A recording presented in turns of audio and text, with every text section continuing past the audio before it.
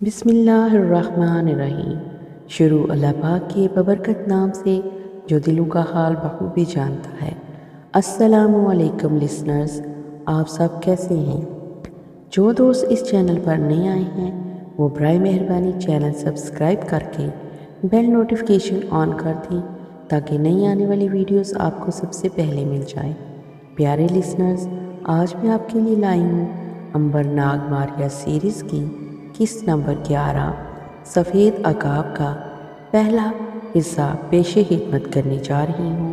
تو لسنرز چلے چلتے ہیں کہانی کی طرف۔ ویران محل کی کھنڈرات میں سے عورت کی چیخ کی آواز پھر سنائی دی۔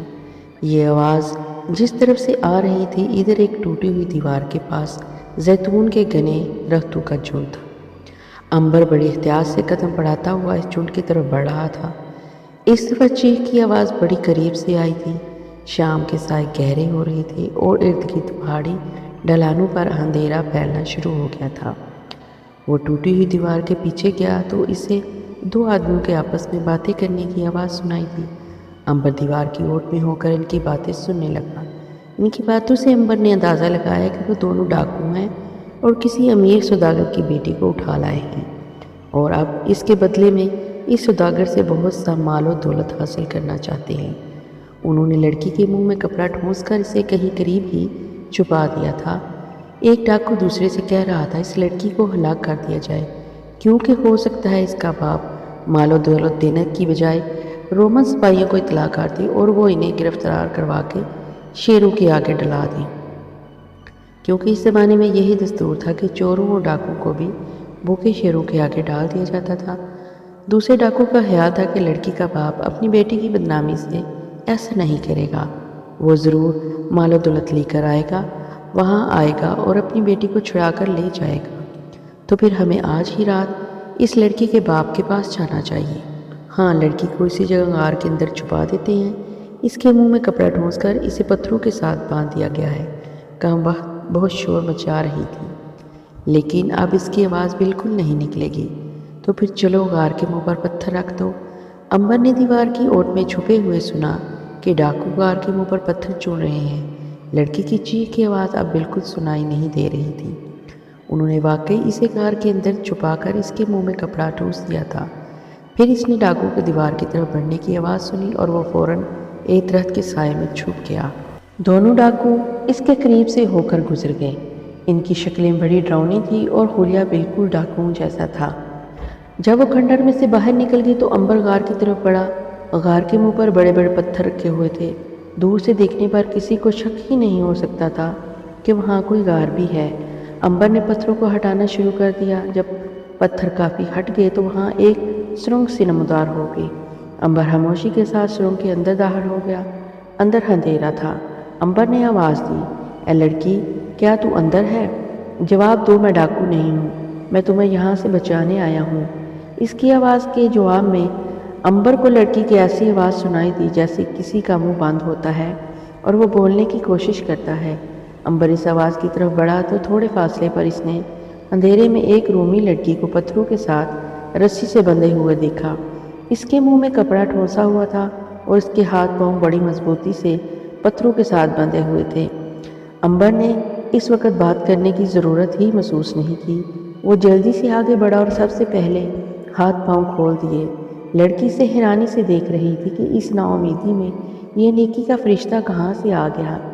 جلدی سے میرے ساتھ باہر نکل چلو۔ عنبر اس لڑکی کو لے کر غار سے باہر نکل آیا۔ وہ اس مقام پر پہنچ گیا جہاں اس نے درختوں کے نیچے اپنا گھوڑا باندھا ہوا تھا۔ اس دوران میں لڑکی نے اس سے بعد کوئی بھی بات نہیں کی۔ اس نے لڑکی کو اپنے پیچھے گھوڑے پر بٹھایا اور گھوڑے کو سر پر دوڑاتا اس جنگل میں چل پڑا جس کو عبور کرنے کے بعد اس نے روم پہنچنا تھا۔ جنگل میں پہنچ کر وہ راستے میں بھٹک گیا۔ اس نے لڑکی سے پوچھا، کیا تمہیں روم کی طرف جاتے ہوئے راستے کا علم ہے؟ لڑکی نے کہا، میں زندگی میں پہلی بار روم شہر سے باہر نکلی ہوں۔ میرا خیال ہے پھر ہمیں صبح کی روشنی کا انتظار کر لینا چاہیے۔ ایسا نہ ہو کہ رات کو اندھیرے میں ہم راستہ بھول کر کسی غلط جگہ جا نکلیں۔ آدھی رات سے زیادہ گزر چکی تھی۔ عنبر نے قالین کا ٹکڑا بچھا کر لڑکی کو سونے کے لیے جگہ بنا کر دی۔ اور خود گھاس پر لیٹ گیا۔ اس نے لڑکی سے پوچھا کہ تمہیں اپنے مکان کا راستہ معلوم ہے؟ ہاں، روم شہر میں پہنچ کر میں اپنے گھر جا سکتی ہوں۔ امبر نے اس سے پوچھا کہ وہ ڈاکوؤں کے چنگل میں کیسے پھنس گئی؟ لڑکی نے جواب دیا، میرا نام سائیکی ہے، میرا باپ روم شہر میں اناج کا بہت بڑا سوداگر ہے۔ ایک رات یہ ڈاکو ہمارے گھر گھس آئے اور میرے منہ میں کپڑا ٹھونس کر مجھے زبردستی اٹھا کر لے آئے۔ اگر تم نیکی کا فرشتہ بن کر میری مدد نہ کرتے تو خدا جانے یہ لوگ میرا کیا حشر کرتے۔ امبر نے اسے بتایا کہ دونوں ڈاکو اس کے باپ کے گھر گئے ہیں تاکہ اس سے مال و دولت لے کر تمہیں اس کے حوالے کیا جائے، مگر ان لوگوں کا کوئی بھروسہ نہیں، یہ دولت بھی حاصل کر کے تمہیں آزاد نہ کریں اور کسی دوسرے شہر لے جا کر غلام بنا کر بیچ ڈالیں۔ لڑکی نے کہا، مگر تم یہاں کس طرح پہنچ گئے؟ میں روم کی طرف جا رہا تھا کہ یہاں تھک کر آرام کرنے کے لیے رک گیا، پھر مجھے تمہاری چیخ کی آواز سنائی دی اور میں تمہارے پاس پہنچ گیا۔ میں نے دونوں ڈاکوؤں کو آپس میں بات کرتے سنا اور اسی وقت دل میں فیصلہ کر لیا کہ تمہیں ان ظالموں سے ضرور نجات دلاؤں گا۔ میں تمہارا یہ احسان زندگی بھر نہیں بھلا سکوں گی۔ تمہارا نام کیا ہے؟ میرا نام امبر ہے اور میں ملک یونان سے روم جا رہا تھا۔ تھوڑی دیر بعد سائیکی سو گئی، امبر بھی سو گیا۔ صبح اس کی آنکھ کھلی تو سائیکی ابھی تک سو رہی تھی۔ دن کی روشنی چاروں طرف پھیل چکی تھی۔ اس نے سائیکی کو جگایا اور گھوڑے پر سوار ہو کر اس کے ساتھ آگے چل پڑا۔ اس نے پہاڑی کی چوٹی پر چڑھ کر دور سے روم شہر کے مکان دیکھ لیے تھے۔ اب وہ سیدھے راستے پہ جا رہا تھا۔ دھوپ پوری آب و تاب کے ساتھ چمک رہی تھی کہ وہ دونوں روم شہر میں داخل ہو گئے۔ امبر روم شہر کی خوبصورتی، شاہی محلات، باغات اور پرانے قدیم محلے اور دیوی سائیکی اور دیوتا اپالو کے مندر کو دیکھ کر حیران ہو گیا۔ بازاروں میں بڑی رونق تھی۔ امیر آدمیوں کے نوجوان لڑکے سنہری بالوں پر سونے کے تاج رکھے ریشمی کپڑوں میں ملبوس اپنے غلاموں کے ساتھ بڑے غرور کے ساتھ گردن اٹھائے سیر کرتے پھر رہے تھے۔ کہیں ایک تو اپنے ساتھ خون خوار چیتے کو چاندی کی سنگلی ڈال کر ساتھ رکھا ہوا تھا۔ داغدار زرد چیتا اپنی آنکھیں چوکس کیے ارد گرد جمع ہونے والی بھیڑ کو دیکھ رہا تھا اور کچھ گھبرا بھی رہا تھا۔ کھانے پینے کی دکانوں کے باہر سنگ مرمر کے تخت بچھے ہوئے تھے جن پر بڑے بوڑھے رومن بیٹھے اپنے نوجوانوں کو حیرت سے دیکھ دیکھ کر ایک دوسرے سے کہہ رہے تھے، دیکھو کیسا زمانہ آ گیا ہے کہ اب نئی عمر کے لونڈے بھی ریشمی لباس پہننے لگے ہیں۔ اونچے اونچے مکانوں پر بیلیں چڑھی ہوئی ہیں، ہر چوک میں بہادر سپاہیوں، مشہور کھلاڑیوں اور جرنیلوں کے سنگ مرمر کے سفید مجسمے لگے ہوئے ہیں۔ امبر نے زندگی میں پہلی بار محسوس کیا کہ روم میں ہر دوسرا شخص خوشحال اور امیر ہے۔ اسے صرف کسانوں کی حالت خراب نظر آئی کیونکہ وہ غلام تھے اور سارا دن محض روکھی سوکھی روٹی پر اپنے مالکوں کے لیے کھیتوں میں جانور بن کر کام کرتے تھے۔ ابھی تک کسی نے ہل سے کام لینا نہیں سیکھا تھا۔ غلام صبح سے شام تک پھاوڑوں سے کھیتوں میں کیاریاں بناتے، فصل بو کر پانی دیتے اور پھر اسے کاٹ کر مالک کے تہخانے میں ڈھیر لگا دیتے۔ سائیکی نے اس کو بتایا کہ اس کے والد کی حویلی شہر کے مغربی کنارے دریا کے کنارے پر واقع ہے۔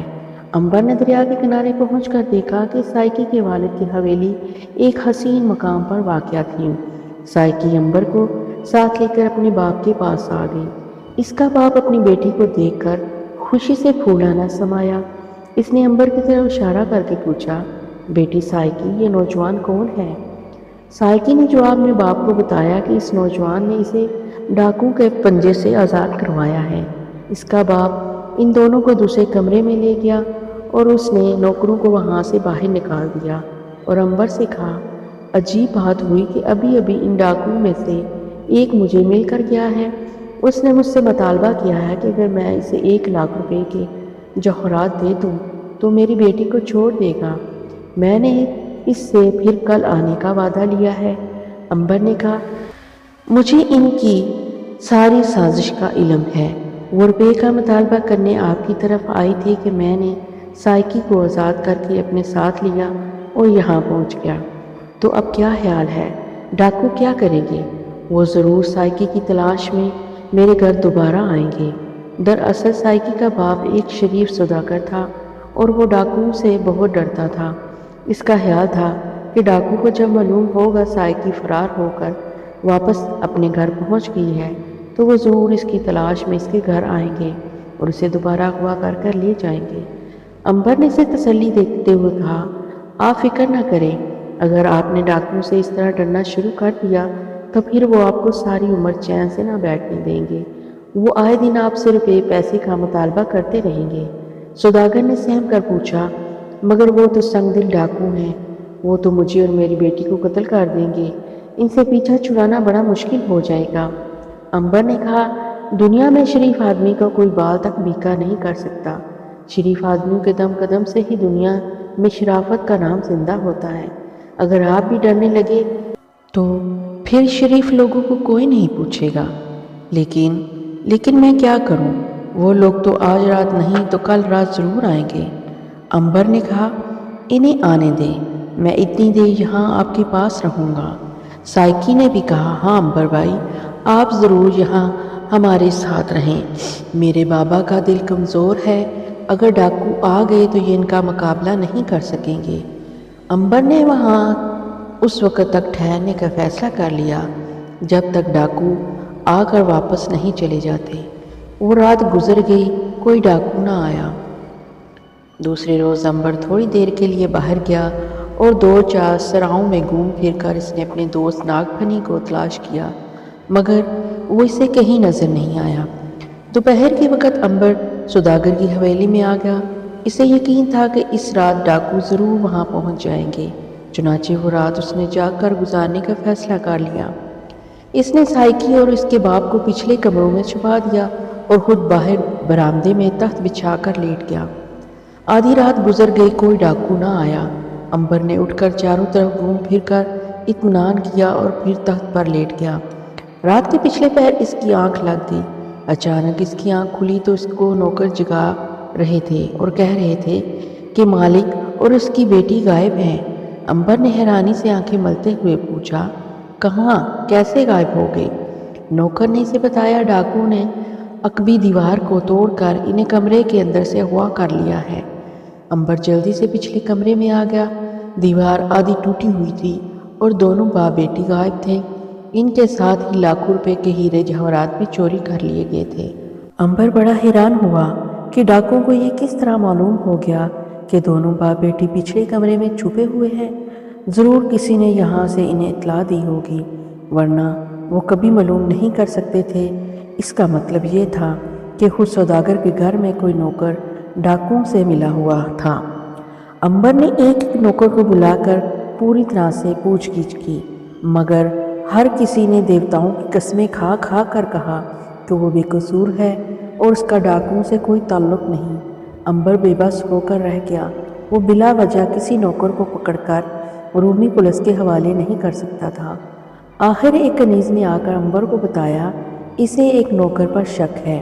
امبر نے پوچھا، وہ کون سا نوکر ہے؟ کنیز نے کہا، وہ اس وقت گھر پر نہیں ہے، بازار سے سودا سلف لانے گیا ہے۔ مجھے شک ہے کہ مالک اور اس کی بیٹی کو اغوا کرنے میں اس نے ڈاکوؤں کا ساتھ دیا ہے۔ جس وقت وہ نوکر بازار سے واپس آیا تو امبر نے اسے الگ لے جا کر اچھی طرح سے پوچھ گچھ کی، مگر اس نے پلو نہ پکڑایا۔ امبر نے اس کے ساتھ بھی سختی کی، مگر نوکر نے ایک ہی رٹ لگائے رکھی کہ اسے کچھ معلوم نہیں کہ مالک اور اس کی بیٹی کہاں ہیں۔ اب امبر عاجز آ گیا۔ وہ اس نوکر کو ہلاک تو نہیں کر سکتا تھا، لاچار ہو کر اسے چھوڑ دیا اور خود ہی ڈاکو کا سراغ لگانے کا فیصلہ کر لیا۔ دوسری طرف اسے اپنے دوست ناگ پھنی کی بھی تلاش تھی۔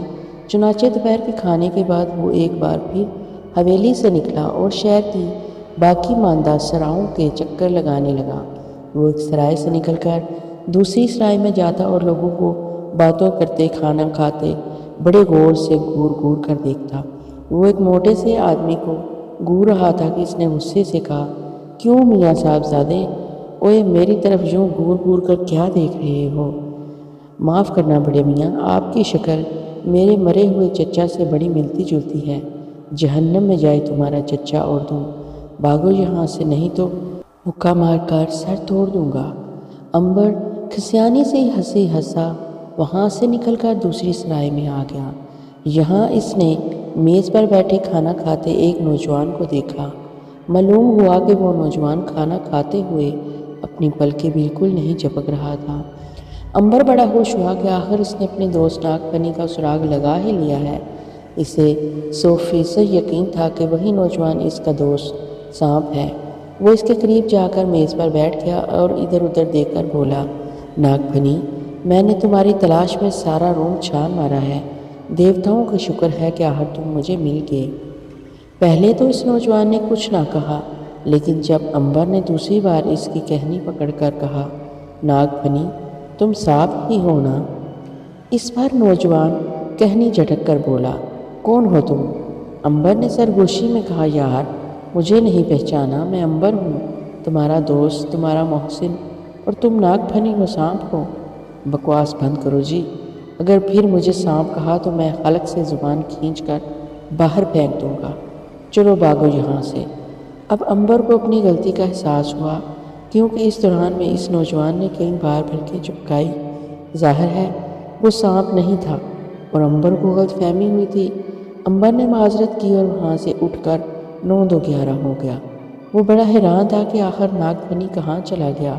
اس نے تو کہا تھا کہ وہ روم کی کسی نہ کسی سرائے میں اسے ضرور مل جائے گا۔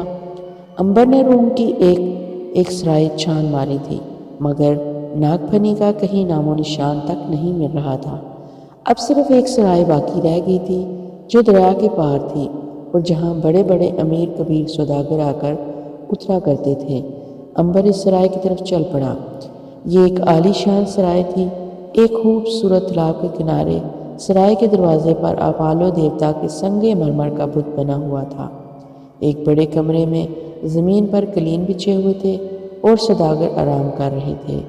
یہ تمام لوگ امیر تھے اور رنگ برنگ کے ریشمی لباس پہنے ہوئے تھے۔ عنبر کا لباس پرانا اور غریب آدمیوں جیسا تھا۔ سرائے کے مالک نے اسے اندر آتا دیکھا تو اٹھ کر اس کے پاس آیا اور جھڑک کر بولا، کیوں میاں، یہاں کیا لینے آئے ہو؟ جاؤ، بھاگ جاؤ یہاں سے، یہاں بکھاریوں کا کوئی کام نہیں ہے۔ عنبر نے اسے بہت کہا کہ وہ خود ایک تاجر ہے اور اپنے ایک سوداگر دوست کے بارے میں پتہ کرنے آیا ہے، مگر سرائے کے مالک نے اسے دھکے دے کر سرائے سے باہر نکال دیا اور کہا، ارے بہت دیکھے ہیں تیرے جیسے بھیک مانگتے تاجر، کیا یہاں چوری کرنے کا ارادہ ہے؟ یاد رکھ، اگر پھر ادھر کا رخ کیا تو سپاہیوں کے حوالے کر کے بھوکے شیروں کے سامنے ڈلوا دوں گا۔ عنبر نے سرائے والے سے جھگڑا مول لینا مناسب نہ سمجھا اور چپکے سے سرائے سے باہر نکل آیا۔ یہی شہر میں ایک سرائے باقی رہ گئی تھی، چنانچہ یہاں جانچ پڑتال کرنا بہت ضروری تھا۔ عنبر نے فیصلہ کیا وہ سرائے کے باہر تالاب کنارے بیٹھ کر اندر آتے جاتے لوگوں کو غور سے دیکھے گا اور اپنے سانپ دوست کو پہچاننے کی کوشش کرے گا۔ وہ تالاب کنارے ایک پتھر پر بیٹھ گیا اور سرائے سے نکلتے اور داخل ہوتے لوگوں کو دیکھنے لگا۔ وہ شام تک وہاں بیٹھا رہا مگر اسے سانپ نہ مل سکا۔ مجبوراً شام کو وہ واپس آ گیا۔ سوداگر کی حویلی واپس آ کر اسے سوداگر اس کی بے گناہ بیٹی سائیکی کی فکر کھانے لگی۔ ان بیچاروں کو تلاش کرنا بہت ضروری تھا۔ آخر وہ کس حال میں ہیں اور کہاں ہیں، اور ڈاکو ان کے ساتھ کیا سلوک کر رہے ہوں گے۔ عنبر سوداگر کی حویلی میں رہتا تھا اور اس پر یہ اخلاقی ذمہ داری عائد ہوتی تھی کہ وہ اسے اور اس کی بیٹو کو ڈاکو کے پنجے سے نجات دلائے۔ چنانچہ اس نے فیصلہ کیا کہ صبح سویرے اٹھ کر وہ اس غار میں جائے گا جہاں وہ سائیکی کو پہلی بار ملا تھا۔ اگلے روز منہ اندھیرے اٹھ کر عنبر شہر سے کافی دور پرانے کھنڈروں کی طرف روانہ ہو گیا۔ دوپہر کے بعد وہ ویران محل کے کھنڈرات میں پہنچ گیا۔ اسے معلوم تھا کہ ڈاکو اب وہاں نہیں ہوں گے، پھر بھی وہ غار کے پاس آ گیا۔ غار کا منہ کھلا تھا اور وہ دبے پاؤں اندر داخل ہو گیا۔ اندر سوائے گرے پڑے پتھروں کی اور کچھ نہیں تھا۔ ڈاکو وہاں سے فرار ہو چکے تھے۔ عنبر غار سے باہر نکل کر پتھروں پر بیٹھ گیا اور سوچنے لگا کہ ڈاکو کہاں ہوں گے۔ وہ اس شہر میں اجنبی تھا۔ روم ایک بہت بڑا شہر تھا اور عنبر کو اس شہر کے بارے میں کچھ معلوم نہیں تھا۔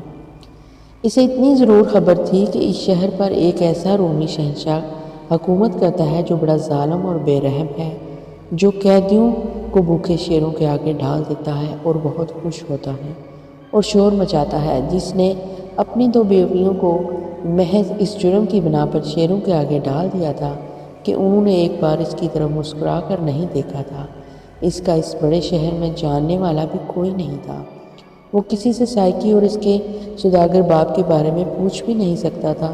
مجبوراً امبر واپس سوداگر کی حویلی میں آ گیا اور رات کو بستر پر لیٹ کر یہی سوچتا رہا کہ وہ پہلے سوداگر اور اس کی بیٹی کو تلاش کرے یا اپنے دوست سانپ کی تلاش میں گھر سے نکلے۔ اس کا خیال تھا کہ اگر سانپ پہلے مل جائے تو پھر ڈاکو کو تلاش کرنے میں آسانی ہو سکتی ہے۔ سانپ ان کی بو سونگھ کر ان کا پیچھا کر سکتا ہے۔ آخر اس نے اپنے دوست سانپ کو پہلے تلاش کرنے کا فیصلہ کر لیا اور سو گیا۔ جانے رات کتنی گزر چکی تھی کہ امبر کی ایک دم سے آنکھ کھل گئی۔ اسے یوں محسوس ہوا جیسے کسی نے اس کے سینے میں پوری طاقت سے خنجر گھونپ دیا ہے۔ اس نے آنکھیں کھول کر دیکھا، واقعی ایک لمبا چوڑا خنجر پورے کا پورا اس کے سینے میں دل کے اندر تک گھسا ہوا تھا، اور ایک نقاب پوش دور کھڑا اس کی طرف فاتحانہ نظروں سے دیکھ رہا تھا۔ امبر اس کی طرف دیکھ کر مسکرایا۔ اجنبی قاتل کچھ حیران سا ہوا کہ امبر کے سینے میں پورا خنجر گھسا ہوا ہے اور وہ درد سے تڑپنے کی بجائے مسکرا رہا ہے، پھر اس کے سینے سے خون بھی نہیں بہہ رہا۔ امبر نے اس کی حیرانی کو اور زیادہ کرنے کے لیے ہاتھ آگے بڑھا کر اپنے سینے سے خنجر نکال کر اس آدمی کی طرف پھینک دیا اور اٹھ کر بیٹھ گیا۔ قاتل نے زمین پر سے خنجر اٹھا کر اسے غور سے دیکھا۔ خنجر پر خون کا ایک قطرہ تک نہیں لگا ہوا تھا۔ اس کی آنکھیں تو پھٹی کی پھٹی رہ گئیں، کیونکہ امبر بھی بستر پر اٹھ کر بیٹھ گیا تھا اور اس کی طرف دیکھ کر مسکرا رہا تھا۔ قاتل نے جب جھٹ پٹ ہٹ کر کمان میں تیر جوڑا اور کھٹاک سے پوری طاقت کے ساتھ امبر کے سینے پر چلا دیا۔ تیر بھی آدھے سے زیادہ امبر کے سینے میں داخل ہو گیا۔ امبر نے اس سے بھی یوں پکڑ کر باہر کھینچا جیسے وہ ربڑ کے اندر لگا ہو۔ نہ زخم ہوا نہ خون بہا۔ قاتل نے دوسرا تیر جوڑ کر مارا۔ اس کو بھی امبر نے پکڑ کر باہر نکال دیا اور بستر پر سے اٹھ کر نیچے اتر آیا اور قاتل کی طرف بڑھا۔ قاتل کے منہ سے ایک چیخ نکلی اور وہ کھڑکی میں سے دوسری طرف کود گیا۔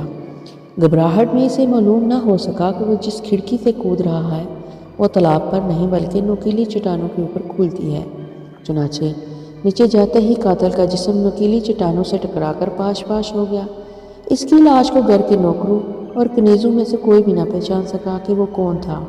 امبر نے یہی اندازہ لگایا کہ وہ یقیناً ان 2 ڈاکوؤں میں سے ایک ہوگا جو امبر سے سائیکی کے اغوا کا بدلہ لینے آیا ہوگا۔ اپنے رات والے فیصلے کے مطابق امبر امیر سوداگروں کی سرائے میں اپنے دوست ناگ پھنی کو تلاش کرنے آ گیا۔ یہاں پہلے روز کی طرح سرائے کے مالک نے اس دن بھی اسے اندر گھسنے نہیں دیا اور امبر باہر ہی بیٹھ کر آنے جانے والوں کو دیکھتا رہا۔ سارا دن وہ سرائے کے باہر بیٹھا رہا مگر اپنے دوست سانپ عرف ناگ پھنی کی ایک جھلک تک بھی دکھائی نہ دی۔ شام کو ناامید ہو کر امبر گھر واپس آ گیا۔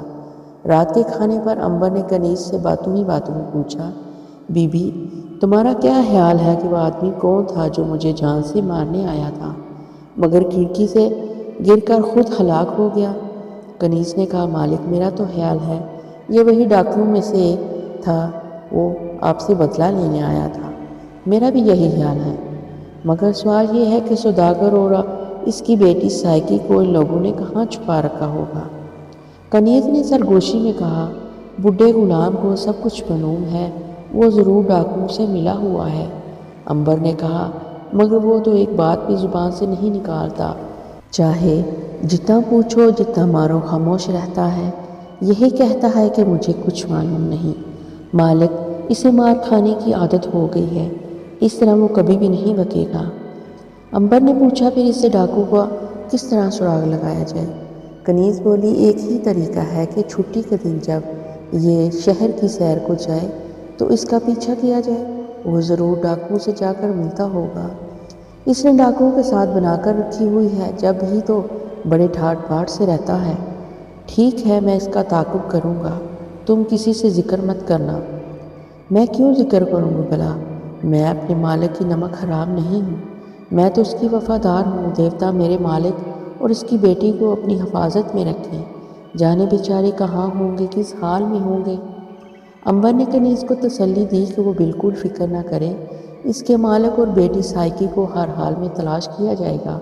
میں اس وقت تک کوئی اور کام نہیں کروں گا اور نہ ہی شہر سے آگے سفر کروں گا جب تک تمہارا سوداگر مالک اور اس کی بیٹی سائیکی کا سراغ نہیں لگا لیتا۔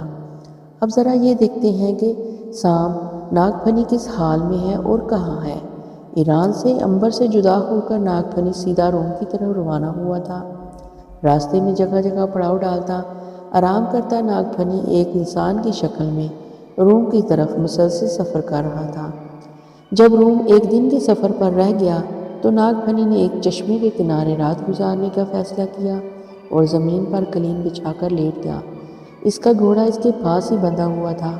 اسے وہاں لیٹے ابھی ایک آدھ پل ہی ہوا تھا کہ گھوڑوں کی سموں کی ٹاپ نے اسے خبردار کر دیا۔ وہ لیٹا رہا، اس کا خیال تھا کہ مسافر ہوں گے اور اس کے قریب سے گزر جائیں گے، لیکن ایسا نہ ہوا۔ یہ وہی دو ڈاکو تھے جنہوں نے سائیکی اور اس کے باپ کو قید کر رکھا تھا اور اب عنبر کو قتل کرنے کی فکر میں تھے۔ ناگ پھنی اس صورتحال سے بے خبر تھا۔ ڈاکو اس کے ارد گرد آ کر کھڑے ہو گئے۔ ایک نے ناگ پھنی کو غور سے دیکھا اور کہا، کون ہو تم اور تمہاری جیب میں سونا چاندی کتنا ہے؟ ناگ پھنی دل ہی دل میں مسکرایا۔ اس نے سوچا ذرا دل لگی ہی کر کے دیکھ لیں۔ اس نے کہا، حضور میں غریب آدمی ہوں، اس وقت تو میرے پاس کچھ نہیں ہے، صرف یہ گھوڑا ہی ہے۔ ہاں اگر میرے ساتھ میرے گھر چلیں تو وہاں میرے پاس ہیرے جواہرات سب کچھ ہے۔ ڈاکو کی تو آنکھیں کھلی کی کھلی رہ گئیں۔ دوسرے ڈاکو نے حکم دے کر کہا، چلو اٹھو اور ہمارے ساتھ چلو، اور سنو اگر تم نے راستے میں شور مچانے کی کوشش کی تو ہم تمہیں اسی وقت خنجر مار کر ہلاک کر دیں گے۔ ناگ پھنی نے جھوٹ موٹ گڑ گڑا کر اور ہاتھ جوڑ کر کہا، حضور میری بھلا اتنی جرأت کہاں آپ جیسے بہادر لوگوں کا مقابلہ کر سکوں۔ میں آپ کو سیدھا اپنے گھر لے چلوں گا، وہاں چل کر آپ جس قدر چاہیں سونا چاندی لوٹ لیں۔ ناگ پھنی اٹھا، گھوڑے پر سوار ہو کر دونوں ڈاکوؤں کے آگے آگے چل پڑا۔ اب وہ راستے میں سوچنے لگا، ان لوگوں کو کس کے گھر لے کر چلے، اس کا اپنا گھر تو تھا نہیں۔ اس نے سوچا چلو کسی بھی امیر آدمی کے گھر کے باہر انہیں کھڑا کر کے خود اندر جائے گا اور دوسری طرف سے باہر نکل جائے گا۔ اپنی طرف سے وہ دل لگی کر رہا تھا کیونکہ پہنچنا تو اسے بہرحال اسی شہر میں تھا جس شہر یعنی روم کی طرف وہ ڈاکو سفر کر رہے تھے۔ سفر شروع ہو گیا۔ اگلی صبح کو وہ تینوں روم شہر کے اندر داخل ہو گئے۔ ڈاکو کو اس اجنبی نوجوان سے بڑا لالچ تھا۔ انہوں نے اس وقت تک سائیکی اور اس کے باپ کو اغوا کر لیا ہوا تھا اور وہاں سے پیسے نہ ملنے کی وجہ سے انہیں سخت پریشانی تھی اور پیسوں کی اشد ضرورت بھی تھی۔ چنانچہ انہوں نے ناگ پھنی جیسی موٹی مرغی کو اپنی آنکھوں سے ادھر ادھر ہونے نہ دیا۔ روم شہر کے اندر داخل ہو کر انہوں نے ناگ پھنی سے کہا، کہاں ہے تمہارا گھر؟ حضور بس تھوڑے ہی فاصلے پر ہے۔ چلتے چلتے ناگ پھنی کو سامنے ایک مکان نظر آیا۔ اس نے اسی مکان کی طرف اشارہ کر دیا کہ یہی میرا گھر ہے۔ حضور آپ میرا گھوڑا لے کر یہاں ٹھہرے، میں اندر جا کر ابھی سارا زیور اور ہیرے جواہرات لا کر دے دیتا ہوں۔ ڈاکو نے کہا، اگر تم نے دھوکہ دینے کی کوشش کی تو ہم رات کو آ کر تمہارے مکان کو آگ لگا کر تمہیں قتل کر دیں گے۔ ایسا ہرگز نہیں ہوگا حضور، ہرگز نہیں ہوگا۔ آپ ایک پل کے لیے یہاں ٹھہریں، میں ابھی سارا مال لے کر آتا ہوں۔ ناگ پھنی نے گھوڑا ان ڈاکوؤں کے پاس ہی چھوڑا اور وہ اس مکان کی ڈیوڑی میں داخل ہو گیا۔ اس کا خیال تھا کہ وہ ڈیوڑی میں ہی سانپ بن کر غائب ہو جائے گا، لیکن اس نے اندر مکان میں سے کسی عورت کے سسکیاں بھرنے اور رونے کی آواز سنی۔ وہ ڈیوڑی میں سے گزر کر اندر مکان کی صحن میں آ گیا۔ اس نے کان لگا کر سنا، ایک عورت کمرے میں دیوتاؤں سے رو رو کر دعا مانگ رہی تھی، اے مقدس دیوتا، میری مالکن اور مالک کو ڈاکوؤں کے پنجے سے چھڑا دو، میں تمہارے مندر میں گھی کے چراغ جلاؤں گی۔ میری مالکن تو بولی بھالی معصوم لڑکی ہے۔ ناگ پھنی کو اس عورت پر ترس آ گیا کہ بیچاری کس مصیبت میں گرفتار ہو کر دیوتاؤں کے آگے رو رو کر دعا مانگ رہی ہے۔ اس نے اس دکھی عورت کی مدد کرنے کا فیصلہ کر لیا۔ ناگ پھنی نے دروازے پر دستک دی۔ عورت نے دروازہ کھول کر پوچھا، کون ہو تم اور یہاں کیا لینے آئے ہو؟ یہ باتیں بعد میں کریں گے، میں تمہاری مدد کرنے یہاں آیا گیا ہوں۔ یہ بتاؤ کہ تم کون ہو اور تمہاری مالکن اور مالک کو کون لوگ اٹھا کر لے گئے ہیں؟ یہ سائیکی کی کنیز کا گھر تھا جو دیوتاؤں کے آگے دعا مانگنے اپنے گھر آ گئی تھی۔ اس نے ناگ پھنی کو سارا قصہ سنایا اور بتایا کہ ڈاکو کئی روز سے اس کی مالکن سائیکی اور اس کے باپ کو اغوا کر کے تو جانی کہاں لے گئے ہیں؟ ناگفنی نے کہا اس وقت میں خود 2 عدد ڈاکوؤں کے پنجے میں پھنسا ہوا ہوں، ذرا باہر گلی میں جا کر دیکھو یہ ڈاکو وہی تو نہیں؟ کنیز نے اس رات ڈاکوؤں کی ایک جھلک دیکھ لی تھی۔ اس نے کھڑکی میں سے جھانک کر باہر دیکھا اور فوراً پہچان لیا، یہی وہ ڈاکو ہیں جنہوں نے میری مالکن اور مالک کا اغوا کیا ہے۔ ناگفنی نے کنیز کے منہ پر ہاتھ رکھ کر کہا، بس اب فکر نہ کرو، مجھے صرف یہ بتاؤ تمہاری مالکن کا مکان کہاں ہے؟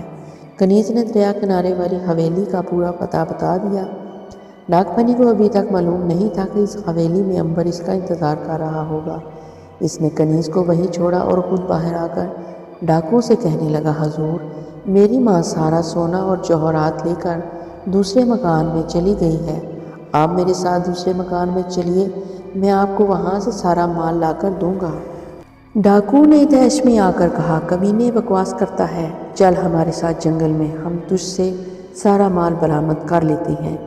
دونوں ڈاکو ناگ کو پکڑ کر شہر سے باہر ویران جگہ پر لے گئے اور اسے کوڑوں سے مارنا شروع کر دیا۔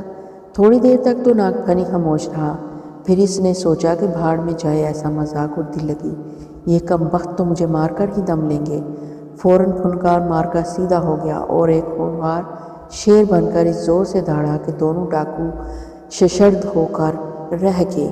ان کو اپنی آنکھوں پر یقین نہیں آ رہا تھا کہ وہ کیا دیکھ رہے ہیں۔ ابھی ایک آدمی ان کے سامنے کھڑا ہاتھ جوڑ رہا تھا اور ابھی وہ شیر بن گیا۔ وہ گھوڑوں پر سوار ہو کر دیوانوں کی طرح ایک طرف کو بھاگے۔ کچھ دور تک ناگفنی نے شیر بن کر ان کا تعاقب کیا، پھر سانپ کے روپ میں ان کے پیچھے پیچھے روانہ ہو گیا۔ وہ اصل میں یہ معلوم کرنا چاہتا تھا کہ ڈاکو کا ٹھکانہ کس جگہ پر ہے اور انہوں نے کنیز کی ملکہ سائیکی اور اس کے باپ کو کہاں چھپا رکھا ہے۔ ڈاکو ناگفنی کی نظروں سے اوجھل ہو گئے تھے، وہ صرف ان کی بو سونگھ کر آگے بڑھ رہا تھا۔ شہر سے کافی دور ویران چٹیل پہاڑوں میں ایک کھنڈر کے پاس جا کر سانپ رک گیا۔ یہاں ان دونوں کو بڑی تیز بو آ رہی تھی۔ آخر اس نے ایک پہاڑ میں سوراخ دیکھا اور اس سوراخ کے اندر داخل ہو گیا۔ یہ سوراخ ایک بہت بڑے غار کا منہ تھا جسے ڈاکوؤں نے پتھروں سے بند کر دیا تھا۔ اندر ایک سرنگ چلی گئی تھی۔ ناگفنی دیوار پر رینگتا ہوا آگے بڑھ رہا تھا۔ پھر اس نے دیکھا دونوں ڈاکو ایک جگہ پتھر پر بیٹھے اس واقعے پر حیرت کا اظہار کر رہے تھے اور کہہ رہے تھے، ایسا لگتا ہے جیسے خواب دیکھا ہو، ڈراؤنا خواب دیکھا ہو۔